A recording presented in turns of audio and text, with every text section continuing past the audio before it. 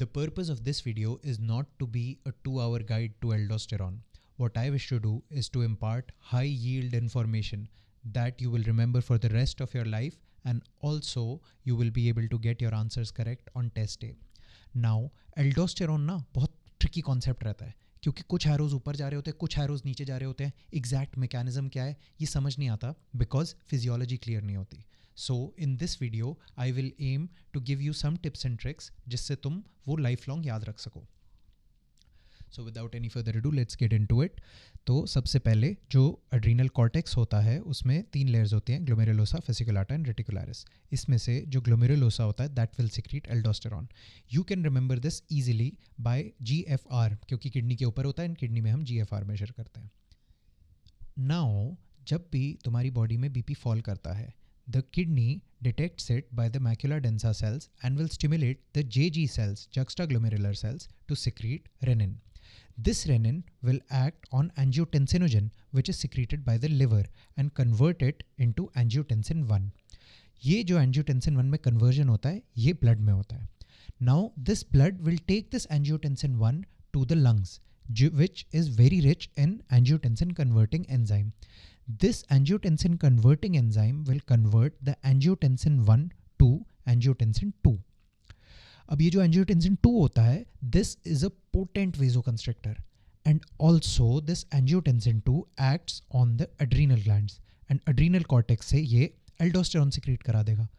अब ये aldosterone जो secrete हुआ है, this will cause a retention in the sodium from the kidneys, and जो ये दोनों downstream effects थे of it being a vasoconstrictor and also increasing sodium retention. अब सोडियम रिटेन हुआ है तो साथ में जहाँ जहाँ नमक जाता है वहाँ वहाँ पानी आता है, तो सोडियम रिटेन हुआ है तो साथ में पानी भी आ जाएगा, तो this will downstream increase the blood pressure. This is the renin angiotensin aldosterone system. रास सिस्टम बहुत ज़्यादा इंपॉर्टेंट है फिजियोलॉजी समझने के लिए. इसको भी थोड़ा और डेप्थ में देखते हैं. Now this is the distal convoluted tubule. यहाँ पे कन्फ्यूजन अराइज होता है क्योंकि हमें समझ नहीं आता कि सोडियम कहाँ से अंदर जा रहा है और कहाँ से बाहर आ रहा है. तो एपाइकल मेम्ब्रेन पे इनैक चैनल्स होते हैं, epithelial sodium channels, ENIAC for short. ये जो होते हैं एल्डोस्टेरॉन इनको यहाँ पे बढ़ा देता है एंड सोडियम को अंदर की तरफ शंट कर देता है. अब जब डक्टल सेल के अंदर आ गया है तो डक्टल सेल नहीं झेलता, ये इसको ब्लड के अंदर फेंक देता है. To remember this there is an interesting technique. बेजोलेटरल ब्लड के पास होता है तो ये याद हो जाएगा इससे कि डक्टल सेल में पॉजिटिव चार्ज कम हो गया है, तो उसको रिप्लेस करने के लिए ATPase बम पोटेशियम अंदर ले आता है एंड ये पोटेशियम ROM के चैनल से बाहर निकल जाता है.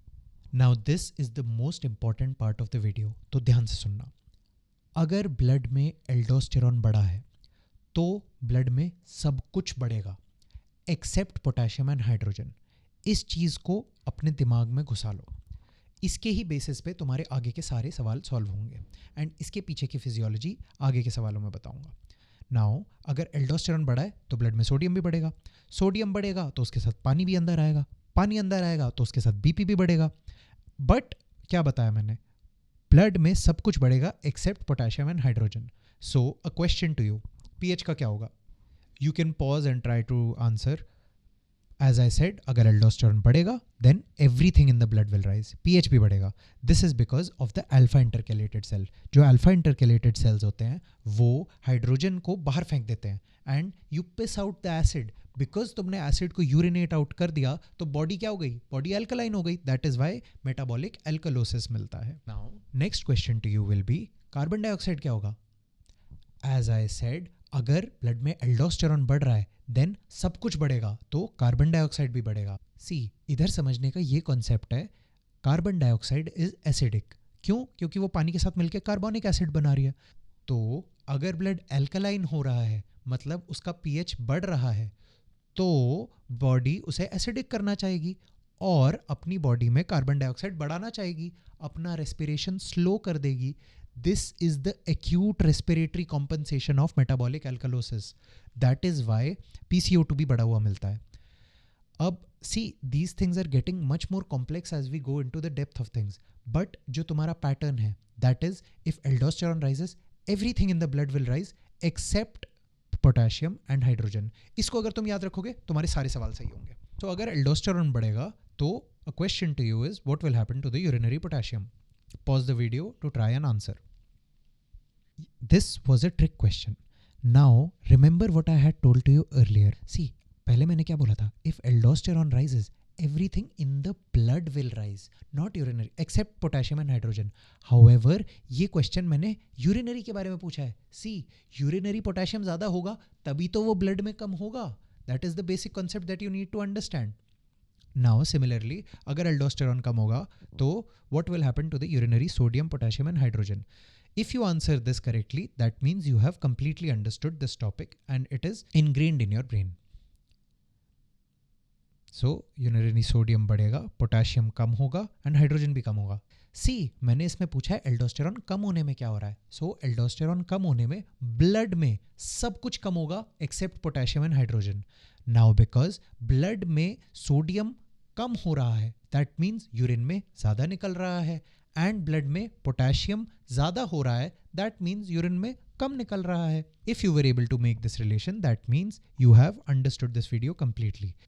If not, try to watch this video again so that तुम आराम से इसका concept याद कर सको. एक interesting phenomena होता है बॉडी में. अब एल्डोस्टेरॉन को समझने के लिए थोड़ा ना ट्रिकी हो जाता है, क्योंकि जिन लोगों का एल्डोस्टेरॉन बड़ा होता है, मैंने क्या कहा, अगर एल्डोस्टेरॉन बढ़ेगा तो सब कुछ बढ़ेगा, तो बीपी भी बढ़ना चाहिए, वाटर भी बढ़ना चाहिए, तो पेशेंट को एडिमा मिलना चाहिए. हाउएवर नहीं मिलता. दिस इज़ बिकॉज जब भी एल्डोस्टेरॉन बढ़ता है उसके साथ साथ सोडियम और वाटर भी बढ़ जाता है, and this sodium and water increase will cause an increase in ECF and BP. You are here with me till now, क्योंकि मैंने बोला था एल्डोस्टेरॉन बढ़ेगा तो सब कुछ बढ़ेगा बॉडी में. हाउएवर इधर एक कैवियाट आ जाता है. इधर जब ये ECF और BP बढ़ता है ना, ये हार्ट के मसल्स डिटेक्ट कर लेते हैं और इस इंक्रीज BP को सडनली रिड्यूस कर देते हैं by atrial natriuretic peptide. ANP will increase the excretion of sodium and water and will cause pressure natriuresis and diuresis. This is also known as the aldosterone escape phenomena. However, I never like to call it aldosterone escape, क्योंकि aldosterone कुछ escape ही नहीं कर रहा. It is the body that is escaping the deleterious effects of aldosterone with the help of ANP. So this is aldosterone escape. That will be all. I hope you remember some of the important concepts told in this. Remember the one caveat, aldosterone बढ़ेगा, everything will rise except potassium and hydrogen, and most of your questions will go correctly. इसमें urinary वाले में confuse नहीं होना, क्योंकि उसमें opposite work करेगा. That will be all guys. Thank you for watching. I hope you liked it. See you in the next one.